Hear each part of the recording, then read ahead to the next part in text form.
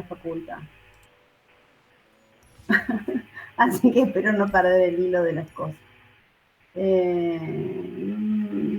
Bueno, ¿pudieron ver cómo les fue en la relectura, con lo que habíamos conversado? ¿Hay dudas? La idea un poquito es conversar sobre eso hoy. Recuerden que habíamos quedado en una segunda vuelta. ¿Sí? Bueno, nada, creo que bueno, ya hablamos del tema de las asistencias, qué sé yo, son grandes ustedes y son un grupo hermoso, así que no hace falta insistir sobre lo mismo, me parece que está bueno que estén, está bueno. Hola. Hola. No digo no solo en mi clase, que estén en las clases de los profes. Habilitamos. Bueno, quiero saber si hay algún tipo de pregunta que quieran plantear, la gente que se incorporó ahora y que no estuvo antes, si hay alguien que, no para hacer una cruz roja y decir it's dead, sino para ver si habría que rever algo. Por ahí hay gente que no estuvo en la primera clase, no lo sé, digo, había algunas personas que han estado, digo, si han leído el texto, si hay dudas, porque yo voy a avanzar, vamos a avanzar con los textos, en la medida en que no haya grandes problemas de comprensión y demás. ¿Estamos todos bien? Sí. Digo, además de las personas que siempre evitan sus cámaras y que hablan y que participan, el resto, digo. Está bueno dar cuenta de la existencia. Yo no voy a estar ahí diciendo, a ver, Sol, habla. O a ver, dije Sol aleatoriamente. Digo, está bueno que respondan, que den cuenta que están, porque yo no sé, si no hablo con una, imagínense.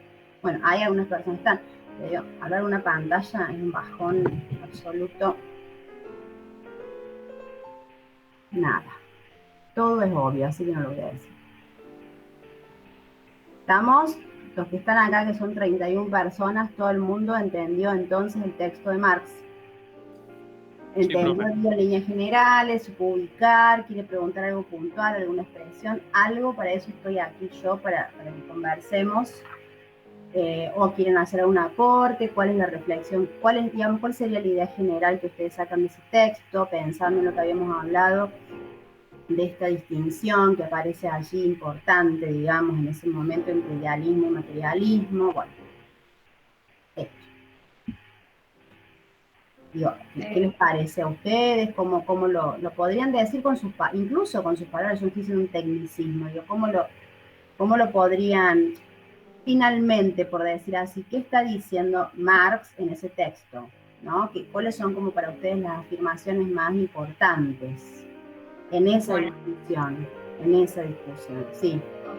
Lo que yo entendí es Sí. que hay un sistema productivo y por lo general gente, o sea, las clases como las más, no sé, el proletariado, creo que se llamaría en términos marxistas, como que establece relaciones de producción que no son voluntarias, o sea, que no dependen de si quieren o no trabajar y pertenecer, sino que simplemente lo hacen porque lo necesitan. Y así se forma la estructura económica de la sociedad. Para, Cande, vos me estás hablando del otro texto de Marx. Ah, ¿eso no había que leerlo? No, está buenísimo que lo hayas leído. Entonces no es eso. Ah, no, bueno. No, Mil disculpas. no, pero te digo que lo que estás diciendo del otro texto, que es el que sigue, que es la contribución a la crítica de la economía política, ese me estás diciendo, bueno, ya estás reafilada, parece. Vamos a ir a ese. Lo que estás diciendo está muy bien, pero digo que antes de saltar a ese texto que estaba mencionando Candelaria, yo lo que decía es, bueno, antes de eso, ¿no? Como clarificar, por decir así, la cuestión de las tesis, porque hay una serie de indicios que van a ser muy importantes, que estén claros para entender el texto que sigue, que es la contribución a la crítica de la economía política, que es un texto posterior, que es un prólogo, porque en realidad el libro en sí, de 1856, que es Contribución a la crítica de la economía política, ¿no? De Marx, del 56, es posterior, digo, y ustedes solo ven el prólogo, digamos, lo que introduce el aire, donde aparecen algunas claves que son fundamentales, fundamentalísimas, diríamos, más allá de toda su producción. Hay una concepción ahí ya bastante estable de lo que él ve en relación con cómo pensar la sociedad, en fin, cómo pensar la sociedad, y en este caso, particularmente la sociedad burguesa capitalista, ¿sí? Pero lo que quiero decir es que, yendo para atrás, nosotros habíamos visto, a mí lo que me interesa, digo, en líneas muy gruesas, es que distingan bien lo que sería una mirada idealista de la historia de los hombres, lo que sería una mirada materialista de la historia de los hombres o de las sociedades humanas, si se quiere, porque Marx va a posicionarse en esa mirada materialista, ¿sí? Y la mirada materialista tiene que ver con pensar las acciones de los hombres en términos concretos, reales, que van a tener que ver con lo que dijo Cande recién, cómo los hombres, ¿sí? Contraen en su existencia, ¿no? Relaciones sociales de producción. Es decir, los hombres viven, para Marx, pueden estar de acuerdo o no, eso lo discutimos otro día.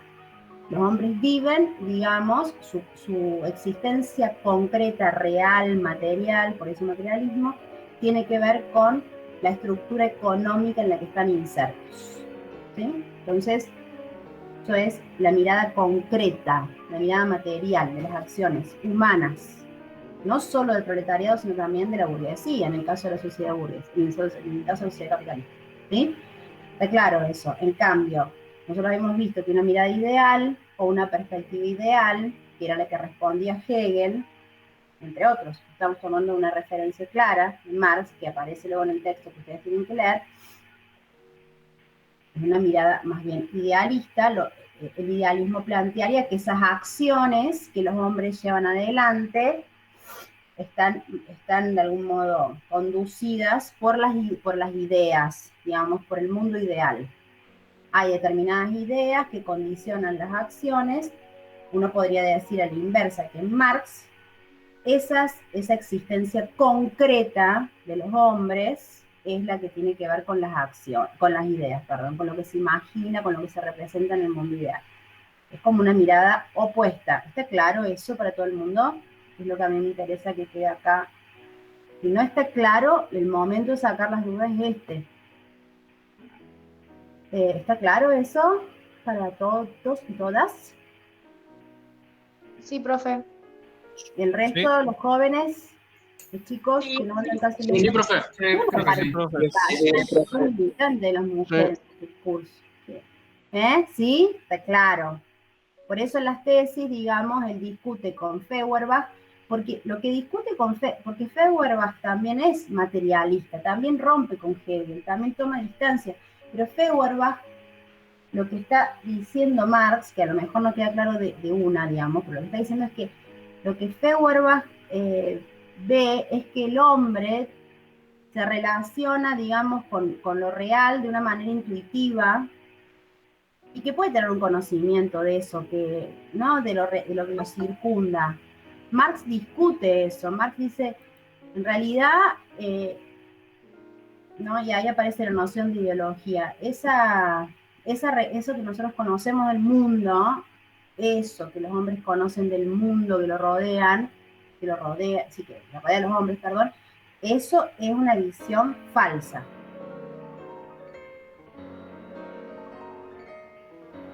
Quiero decir, que, digamos, para Marx, ese conocimiento del mundo externo que tenemos nosotros, ¿no? De lo material, de lo concreto, lo que nos representamos, de eso que vemos, percibimos, comprendemos. Por eso la educación no basta para Marx. No hace falta. La educación no sería el mecanismo para enseñarle a las personas que vean las cosas como son. No es el único recurso, no es el recurso por excelencia, que yo les diga, ustedes están viendo mal la realidad, tienen que ver de este modo. Para Marx eso no es suficiente. Para Marx tiene que modificarse toda la estructura de la sociedad para que tengamos una visión real de lo que las cosas son a través de la revolución. Estamos hablando de un pensador que esto lo voy a decir para que se entienda, está pensando en cómo poner fin a la sociedad capitalista, ¿no? No, eso está, ¿no? Digo, en Marx la cuestión es, esta sociedad genera tales cosas que a él le parecen que generan infelicidad para la mayoría de los hombres, la única forma de poner fin a esto es a través de la revolución. Y cuando cambia la estructura de la sociedad económica de la sociedad, recién ahí voy a tener un conocimiento real de lo que a mí es real, verdadero, esa es la expresión de lo que yo veo, porque yo ya he tomado conciencia de quién soy, no yo en términos individuales, sino la clase social del proletariado. Ha tomado conciencia de quién es, de cómo está siendo explotado, lo voy a decir de manera vulgar, y en ese contexto, ¿sí? La clase explotada toma conciencia, procede al acto revolucionario, que no es ningún acto romántico, como se los dije, sino que es la apropiación de los medios de producción que tiene la burguesía, de las fábricas, diríamos, y la destrucción de la propiedad privada, ¿no? Es decir, que todo el mundo tenga lo que se ha banalizado normalmente cuando se habla de comunismo, que todo el mundo tenga lo mismo. Bueno, un poco, trabajando un poco más seriamente esa idea, se trataría de esto, de que no haya más sociedad con clases, o sea, una sociedad sin clases sociales, sin diferencias sociales, ¿sí? Ahora, volviendo a las tesis, lo que dice Marx es que eso le dice Feuerbach, los hombres no se vinculan con lo material y tienen un contacto con lo material a través de los conceptos, y eso a mí ¿no? De un contacto, bueno, puedo representarme lo que me rodea, puedo comprenderlo teóricamente, desde mi situación, me puedo vincular con ese mundo externo, porque esa vinculación para Marx, o sea, lo que me representa, voy a decir, es falso. Sigue siendo falso, ¿sí? Entonces, para que ese pensamiento, esa representación que yo tengo de lo real deje de serlo, hay que transformar esa realidad. Por eso yo les decía, la tesis final, la última tesis, la tesis 11, es eso. No se trata solo de pensar el mundo, porque ahí Marx también está haciendo una crítica, digamos, a la filosofía en ese momento. No se trata meramente de que nos juntemos a pensar el mundo, a pensar los hombres, la historia, Se trata de pensar y de transformar a través de una acción revolucionaria. ¿Sí? ¿Está claro para todo el mundo eso? Sí. Está claro para todos y todas. Profe, Sí, Flor, pero dale. entonces Marx, o sea, no es ni materialista ni idealista, como toma cosas de cada teoría, pero no, o sea, no está con una o con otra. A ver, está bien la pregunta. Está bien. Y una cosa, ahora te contesto. Otra cosa que no hay que olvidar es la dialéctica, ¿no? Digamos que el eje de la comprensión para los que estuvieron y no estuvieron, como cuál es porque un historiador, o vamos a decir un historiador, por ahí es más sencillo de comprender. Cuando un historiador hace la historia del pasado, adopta un método de comprensión, ¿sí? Yo puedo elegir, ya no se usa más eso en la historia, pero podría elegir hacer una secuencia cronológica de hechos, podría decir, bueno, el 24 de mayo pasó esto, el 25 pasó lo otro, una secuencia cronológica y lineal de hechos, infinita, interminable, aburrida, o puedo tomar otro método para comprender ese pasado. Hay muchos más, estoy ejemplificando dos, parece que entiendo. Puedo tomar otro y decir, no, yo en realidad voy a tomar un método porque yo creo que la historia de los hombres siempre ha estado atravesada por el conflicto. Entonces voy a tratar de hurgar en ese pasado cuál era el conflicto que existía entre distintas posiciones, supongamos, de la Revolución de Mayo. Entonces digo, bueno, la oposición entre morenistas y saavedristas, no sé si los conocen, pero eran dos grupos dentro de la primera Junta de Gobierno. A mí me sirve esa tensión para explicar lo que pasa después, ¿sí? Son dos miradas distintas de la reconstrucción de la historia, del pasado, como lo quieran pensar. Hegel y Marx toma eso y lo reivindica, y después voy a la respuesta de la oposición entre material e ideal, que está bien lo que vos ves, Flor, porque a los fines por ahí didácticos uno por ahí simplifica y dice, bueno, idealismo, materialismo. Pero Marx era un tipo que efectivamente se da cuenta de la importancia de las ideas en la vida de los hombres. No es que las ideas no tienen ningún peso o que primero se modifica la materia y después las ideas. Y los mismos procesos digamos, de pensamiento van acompañando las acciones revolucionarias, ¿no? Ahora voy, digo, pero en el caso me fui por la rama. En el caso de Hegel, toma la dialéctica porque él dice, bueno, yo entiendo la historia de la humanidad a través del método dialéctico. A, B, C, ¿sí? Hay algo que se afirma, hay algo que se niega en ese movimiento de la historia de la humanidad, ¿sí? Hay afirmación y negación porque hay conflicto, porque yo parto de la hipótesis de conflicto, digo, hay tensión entre dos cosas, entre A y B, puede ser burguesía proletariado, puede ser absolutismo, digamos, democracia, por decirlo así, y algo nuevo va a surgir. Pero yo adopto un método para comprender las acciones humanas. Las acciones humanas por sí no dicen nada, en ningún caso, ni siquiera en un método cronológico, es decir, el 25 de mayo pasó. Nadie comprende la acción humana de manera directa y transparente como si estuviera ahí el pasado. Sería absurdo. Entonces, a lo que voy es a lo siguiente, y retomando la pregunta de Flor, está bien, digamos, yo cuando les digo, hay una postura que es, diríamos, la filosofía idealista que pone como el énfasis en las grandes transformaciones de la historia de las sociedades humanas, por decirlo así, dentro de una filosofía de la historia, en las transformaciones que se dan sobre todo en el campo de las ideas, y no de cualquier idea. En el caso de Hegel es en el terreno del derecho. Recuerden que yo les dije a ustedes, en el derecho, para Hegel, el derecho ¿quién es el que vela por el ejercicio del derecho en una sociedad? ¿Quién cuida que el derecho sea ejercido, que sea bien ejercido, que sea bien aplicado? El Estado, ¿sí? Una cosa así aleatoria, una anarquía en el sentido vulgar del término, es decir, cualquier idea. No, hay un campo que para Hegel, ¿no está de acuerdo o no? Digo, que donde se muestra, digamos, justamente el plano de las relaciones jurídicas, porque en todo caso en la justicia es donde se deciden las formas de bienestar o de malestar de un conjunto de ciudadanos. Bueno, eso lo ve así él. Entonces, por eso cuando lo ve Napoleón Bonaparte, que lleva las ideas de la Revolución Francesa a toda la Europa occidental, él ve en Napoleón, que ahí está la razón, ahí encarnó la razón absoluta y ahí está, hacia allí avanza la humanidad, ¿no? Al ejercicio de las, digamos, de un tipo de razón que está garantizando, que es una entidad metafísica, o sea, que no se puede observar. Lo que dice Hegel, la razón está ahí, ¿no? Es una estructura ideal, abstracta, está, pero aparece en la vida real, aparece en la vida real de los hombres a través de, llamaría la astucia de la razón, se encarna o se apropia de un cuerpo, y ese cuerpo, Napoleón, más allá de su voluntad, les doy ese ejemplo para que se entienda, va a actuar conforme a esa razón que lo está comandando para que actúe a favor de la mayor parte de los ciudadanos franceses, prusianos, ¿sí?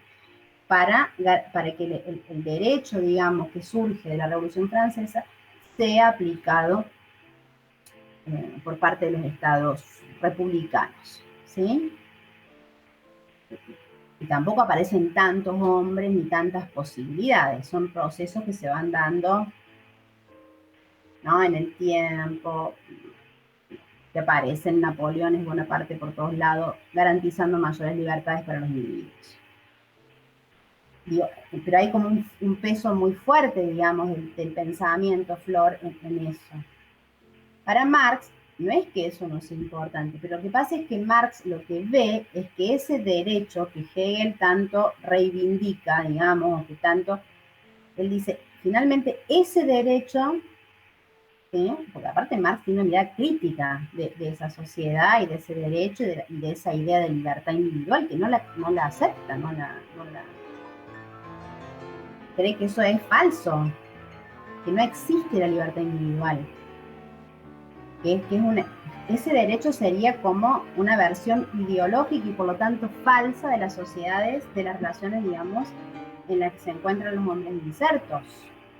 O sea, el derecho, la ciencia, las leyes, el arte, inclusive, para Marx, reflejan, vamos a decirlo así, que es una cuestión que ha sido recontradiscutida dentro de la tradición, digamos, marxista y demás, y tiene un montón de accesos, pero yo no los quiero complicar. Lo dicho de manera general, todo eso que pasa en el plano de las ideas, por decirlo de manera genérica, refleja lo que pasa en la sociedad concretamente. Y si refleja en lo que pasa en la sociedad, que es la economía de una sociedad para Marx, ¿sí? Si lo refleja, es falso. Entonces, volviendo al Cruz Flor, Marx nos está diciendo, no va a haber gente, intelectuales que se van a preocupar por esto que yo estoy mirando y van a empezar a pensar cosas nuevas. El pensamiento va a ir acompañando la acción, ¿sí? Pero hasta que no haya un cambio absoluto de la estructura económica, esas ideas, ¿sí? Es como, es en un juego, en un diálogo, no voy a decir dialéctica para no confundir con la idea de dialéctica, ¿sí? No es que para Marx no importan las ideas, no es que para Marx todo lo que se piensa en una época, lo que se descubre, lo que se manifiesta artísticamente, todo es para beneficio de la burguesía. En general sí, pero puede haber ahí, diríamos, algunos espacios, algunas fisuras de intelectuales, artistas y demás, que en realidad quieren ponerse a favor de la revolución y por lo tanto van a empezar a discutir esas ideas, ¿sí? Porque si no parece que para Marx el pensamiento no tendría razón, no tendría lugar, y tiene lugar, pero para la transformación de la realidad. Ese es el pensamiento que vale. No sé si me explico. Y por supuesto que para Marx lo que dice Hegel de que las libertades y qué sé yo, qué sé cuánto, sería como la máxima aspiración de la historia de la humanidad, bueno, para Marx no. Para Marx él tiene la historia de la humanidad tiene que ir hacia la disolución de la sociedad de clases. Ese es el fin, porque dice, ese antagonismo va a llevar indefectiblemente a la disolución de clases. El antagonismo entre burguesía y proletariado. Al fin del Estado, inclusive. Al fin del Estado y al fin del derecho. Porque si no hay desigualdad social, si uno lo piensa en sentido extremo, si deja de haber desigualdad social, el Estado pierde razón de ser, el Estado pierde su razón de ser y el derecho también, porque no habría nada que legislar en la medida en que todos los hombres gozarían de las mismas condiciones de vida, distribución de la riqueza, acceso a la cultura, a la alimentación. No va a haber nada que regular, porque van a estar todos, en eso formaba parte de la utopía socialista, quiero decir, la utopía socialista, ¿no? Después no tuvo mucho que ver con el socialismo real, pero digo, esa es otra discusión. Pero en el pensamiento de Marx estaba esa idea. Después lo que hicieron los hombres con esa idea, podemos charlarlo. ¿No? Incluso no con el marxismo. Hoy hablaba con sus compañeros, no sé si cuarto año, sí. Incluso con el liberalismo. O sea, el liberalismo político, que es lo opuesto al socialismo, vamos a decirlo así, tampoco es que los liberales hacen o cumplen, ¿se entiende? O están realmente, digamos, respetando las ideas de los pensadores liberales del siglo XVIII y XIX. No lo hacen en general, no lo hacen. El liberalismo no es ir a decir yo hago lo que quiero, yo opino lo que quiero, me importa nada del otro. Eso no es el liberalismo político, es otra cosa, no sé cómo llamarla. Pero eso no es el liberalismo político tampoco.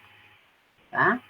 Esa idea de la libertad de pensamiento, la libertad de expresión y todo lo demás, que tiene que ver con el liberalismo político, que nace con la Revolución Francesa, significaba que era una libertad ejercida, piensen en Kant, en el marco de un orden social, de una comunidad.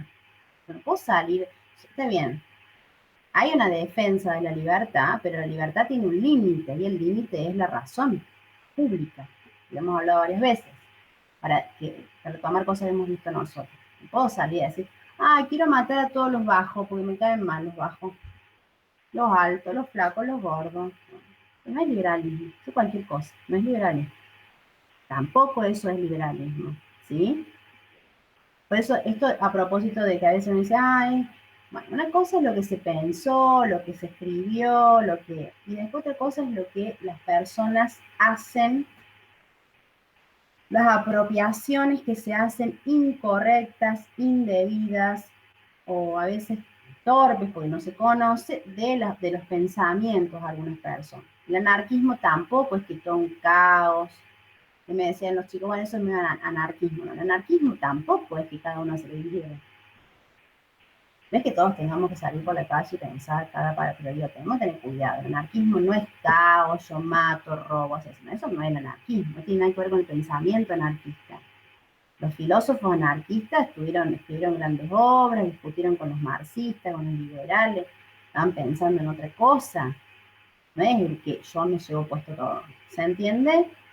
Digo, eso siempre hay que tenerlo en cuenta, porque si no pareciera que ¿qué hacemos? Banalizamos el pensamiento de los hombres, el pensamiento filosófico, político, se banaliza. Y cuando se banaliza, bueno, después en el plano de las acciones humanas pasan cosas que no tienen nada que ver con las ideas, no tienen nada que ver, pero ni remotamente. Por eso es importante leer y estudiar para que uno sepa, cuando se posiciona en algo, saber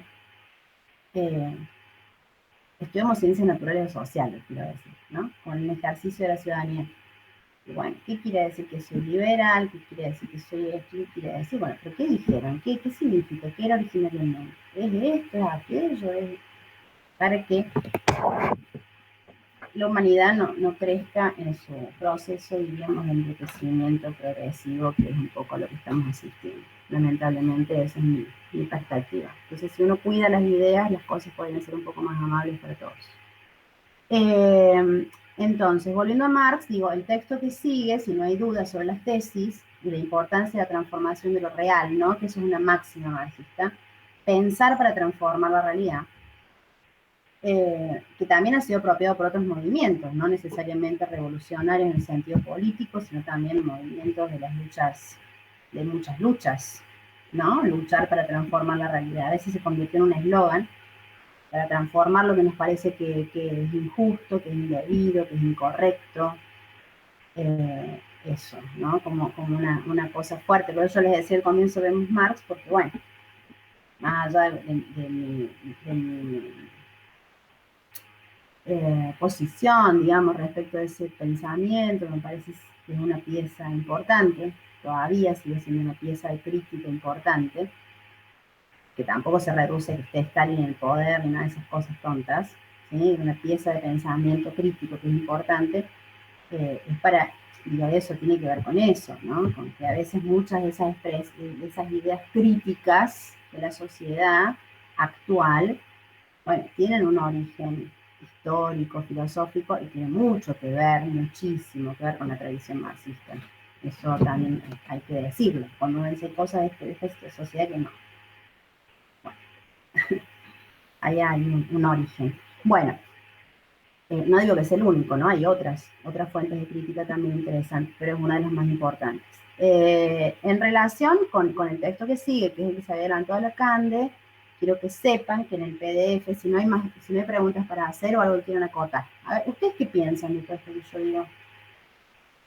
Que yo me apasiono y hablo un montón y después termino de campo. ¿Ustedes qué piensan de lo que estamos conversando? ¿Qué opinión tienen? ¿Qué percepción más que tienen? ¿Qué es interesante, no es interesante, una pavada, no les interesa? Puedo escuchar cosas diversas, no tengo problema. Profe, a mí hay una cosa que me hace ruido. ¿Quién es el que habla? Yo acá, Lisandro Alio.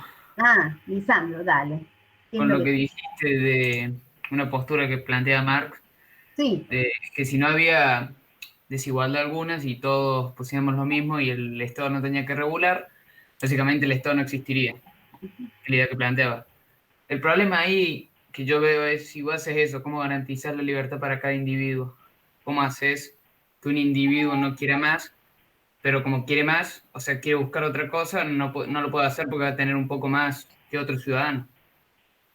Claro, no, está bien la pregunta, Lisandro. Interesante. En realidad, lo que Marx pensaba, proyectaba, digamos, que es lo que la utopía, digamos, socialista, ¿no? En algún momento una sociedad sin clases, sin Estado. Finalmente, dice Marx, lo que tiene que, finalmente, lo que desaparece es el Estado, después de la revolución. Porque se supone, y es una hipótesis, ¿no es cierto? Lo que él manejaba en términos de hipótesis, porque él veía algunos levantamientos de la clase obrera en París, en Lyon, que estaban, digamos, siendo explotados por sus condiciones de trabajo y todo demás. Bueno, él pensaba en la revolución en una escala, digamos, mundial. O sea, que todas las clases obreras del mundo se transforman, o sea, no una cosa pequeña, una escala, pero era la utopía de Marx. Ahora, pensando en tu pregunta, eso no pasó. Marx lo que dice es esto: si cambia la estructura económica de la sociedad, ya no existe más la propiedad privada. No es que yo tengo esto, vos tenés aquello. No, se acaba eso, se disuelve la propiedad privada, se destruye. No es que se disuelva como si fuera romano, se destruye en el sentido de que todo es de todos, o sea que se impone la propiedad comunal de las cosas, de las tierras, de los barcos, de los panes, la propiedad comunal. Todo es de todos, en las mismas cuotas, medidas, ¿sí? Todo el mundo tiene todo en igual proporción, para decirlo así. Y eso se acompaña, volviendo a la cuestión de lo ideológico, con una filosofía que es la marxista, que es la filosofía del comunismo, donde todos, porque hay que persuadir a todos, por lo que decís, Lisandro, a todos los individuos que componen un conjunto social, hay que persuadirlos de que esa es la forma. Esa es la forma. Por supuesto que la gente que no esté de acuerdo no va a vivir en una sociedad comunista. Yo no estoy diciendo, la revolución no es un cuento de hadas, se los dije, porque no, tampoco, no es que, ay, todos vamos a sentarnos a la mesa. La revolución es un hecho de violencia, lo que se llama violencia revolucionaria. ¿Estamos de acuerdo? ¿No estamos de acuerdo? Otra cosa. ¿Sí? Estas son las nuevas condiciones. En un momento, el Estado revolucionario, diríamos el Kremlin soviético, tiene que controlar, cuando fue la Revolución Rusa, tiene que controlar que todo el mundo acepte vivir bajo esas condiciones revolucionarias. ¿Se entiende, Lisandro? Entonces, Sí. si todo el mundo ya lo incorporó en su estructura mental, y todo el mundo acepta esas condiciones y le parece que esas son las condiciones y que esa es la verdad, porque lo otro era lo falso, ¿cuál es la razón de ser del Estado? Diría Marx. ¿Para qué va a estar el Estado? Si nosotros decimos que la sociedad comunista es una sociedad con Estado, entonces no estamos siendo revolucionarios, porque el que tome el Estado finalmente es una clase, sea comunista como se llame, distinta del resto de la sociedad. Hay alguien que está en un lugar especial que controla, ¿da? Y que es entonces distinto de la gente común, de la gente corriente, de la mayoría de las personas. Eso no es la revolución. Eso no es lo que él imaginó.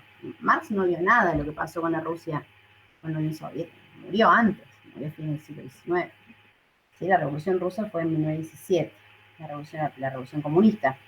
¿Sí? Pero obviamente que él se da cuenta que hay un momento en que el Estado, el Partido Comunista es el que tiene que conducir la revolución. Ahora, una vez que todo el mundo ya esté persuadido de que todo el mundo tenga acceso a las condiciones de vida, en condiciones dignas de vida y distribuidas equitativamente, ¿para qué tiene que estar el Estado? Bueno, es la utopía socialista, porque eso no pasó. ¿Se entiende? Sí, pero lo que me hace ver ahí es que el Estado tendría que estar Claro, sí, yo te entiendo. para que todo sea igual, onda. Lo que pasa Te es que dice en que todo tiene que ser, el pan que te dan es igual para todos. Tendría que haber un regulador que garantice que sea igual para todos. claro, un tiempo. Después no haría falta, no tendría que hacer más falta, porque si sigue haciendo falta hay algo que no funciona. Por supuesto que hay instancias de organización social, comunal, no sé, es que sería, pero no tendría que existir esa, digamos, como la conducción acá y abajo, como que en realidad sería innecesario, si todo el mundo comprendiera tan profundamente esas ideas, sería innecesario que alguien te tenga que decir, no te quedes con un pan de más. ¿Se entiende? Yo entiendo tu pregunta y también por eso, digamos, muchas veces este tipo de imaginación de la sociedad, lo que se conoce como utopía socialista, digamos, justamente se enfatizaron sus elementos utópicos. ¿Por qué utópicos? Como algo que puede llegar a ser, pero que hasta que sea, porque es muy difícil, porque los hombres en realidad tienden a ser egoístas, mezquinos, ¿sí? Por eso quedó tan, digamos, tan fijada la idea de la utopía socialista como una utopía, ¿sí?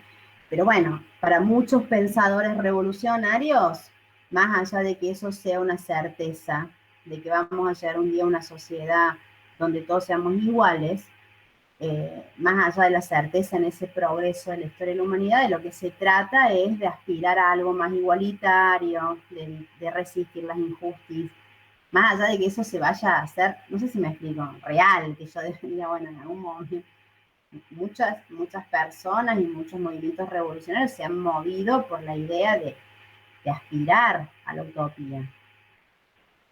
Sin importar mucho si eso iba a pasar efectivamente o no. No sé si me explico. Sin estar esperando, pero lo peor que puede pasar es no hacer nada para transformar lo dado. Por lo menos ir luchando para que, como una especie de estrella que guía la acción. Es decir, en algún momento, está bien, que no existe utopía es la tragedia, más allá de que se vaya a concretar o no. No sé si me explico con la idea. Muchos revolucionarios se guiaron con esa idea. Muchos. Eso tiene un nombre específico que es el pesimismo revolucionario.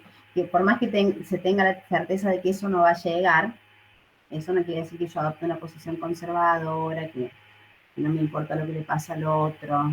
¿Se entiende más o menos la idea? Sí. ¿O no? Sí. ¿Te puede convencer o no? El problema para muchos, digamos, pensadores en la actualidad es ese, ¿no? Pensaremos en la izquierda, por supuesto.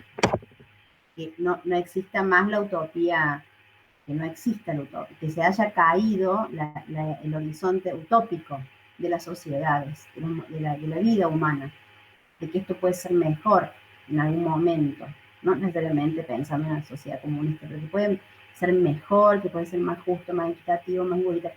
Cuando ya se pierde, digamos, de vista la utopía, cuando la utopía desaparece, solo nos conformamos con el presente y con lo que tenemos y listo. Y vivís el presente y no importa nada el futuro. Y en todo caso lo que se ve hacia adelante es una distopía, es decir, un futuro negro, apocalíptico. No es casual que tengan tanta circulación,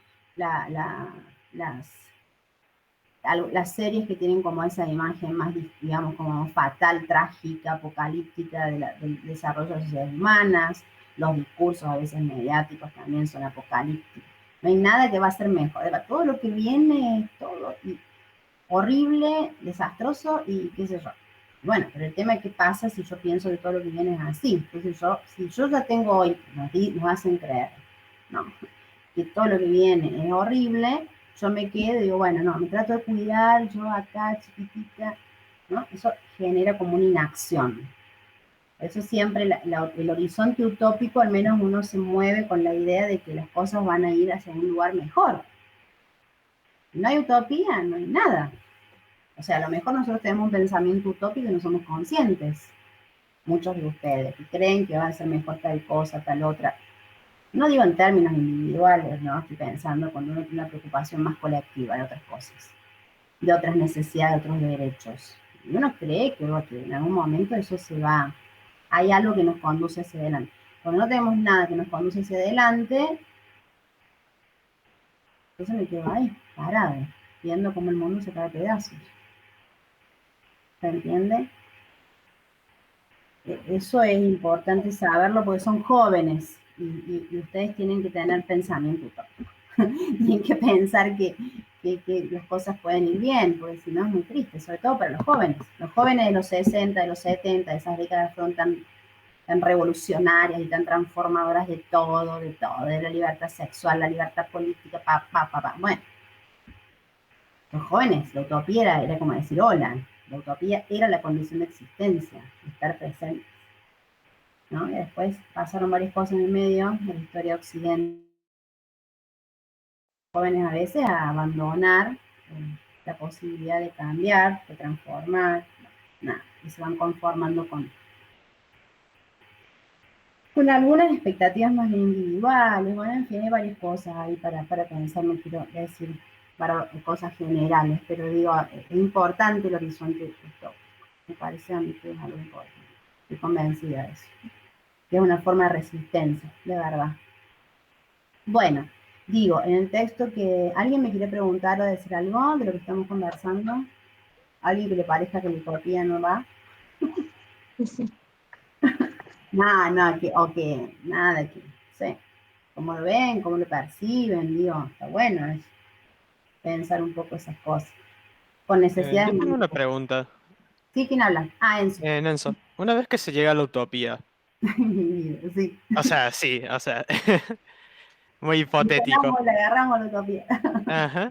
Sí. ¿Cómo sería un avance en la sociedad? O sea, no sé si me explico. Como todo el mundo está tan bien, no habría una necesidad de avanzar. No sé si me entiendes. Igual le decía en el caso del pensamiento de Marx, ¿no?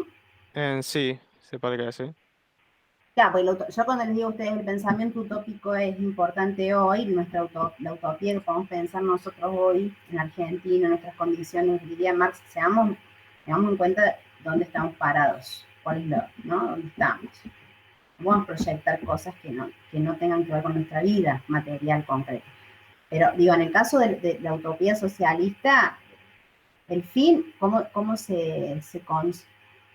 lo concebía Marx, digamos, era ya directamente, digamos, la imagen que él usa una imagen concreta que es la vuelta a la sociedad primitiva.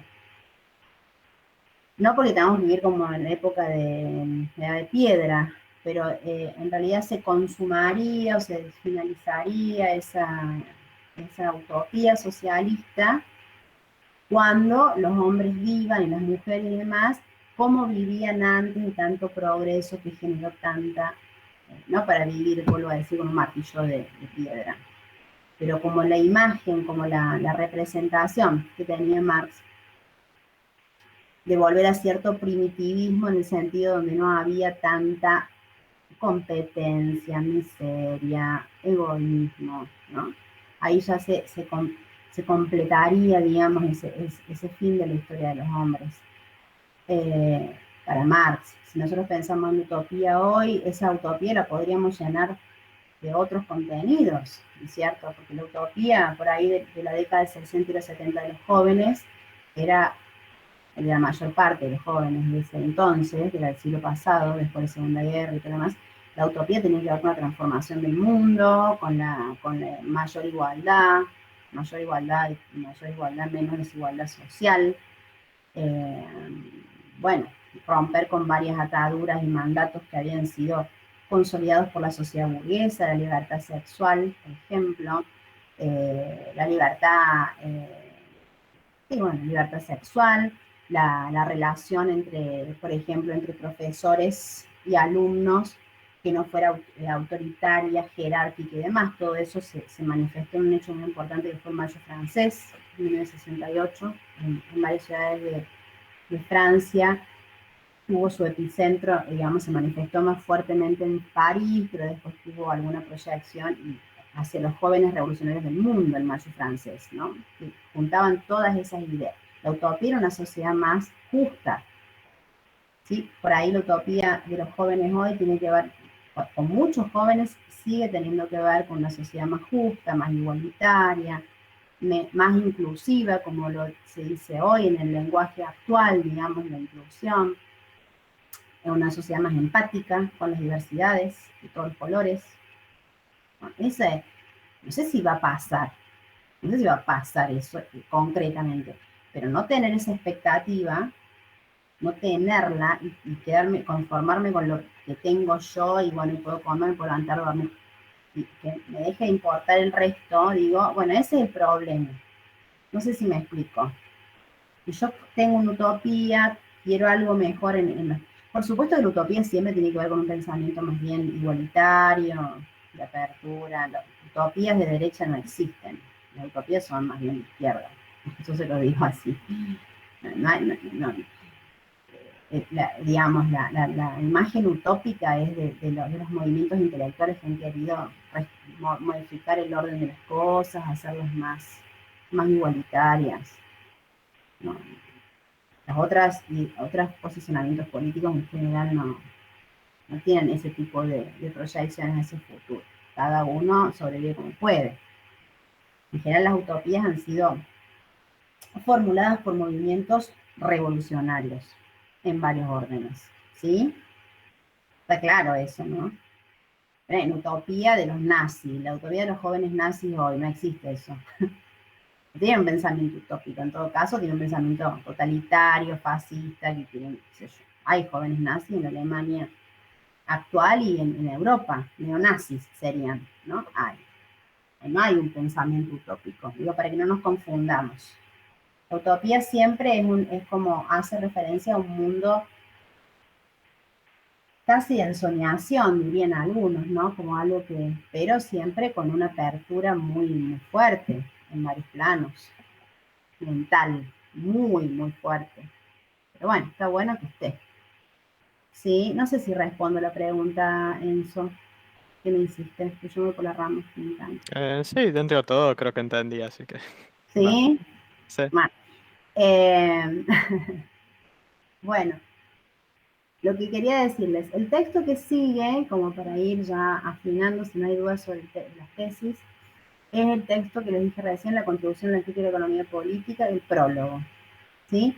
Yo les voy a subir hoy, creo que tengo tiempo, bueno, entre hoy y mañana, a más tardar, les voy a subir los ejes de lectura. Es un texto breve de 2 páginas, cuando abran el PDF van a encontrar las tesis, ¿no es cierto?, que ya leímos. Después la chica que me hizo que me hizo el PDF sacó 2 hojas que no van, que dice el 18 brumario de Napoleón Bonaparte, eso no va, está cortado ese texto, y el que sigue es la contribución a la crítica de la economía política.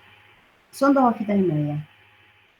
La primera parte de ese texto habla un poco de la formación filosófica de Marx, él habla de su propia formación, y después, cuando dan vuelta la hoja, la primera página, la segunda, digamos, ahí dice algunas cuestiones que Lacan había ya visorado de cómo ve, cómo piensa él el análisis de la sociedad, a diferencia de Hegel.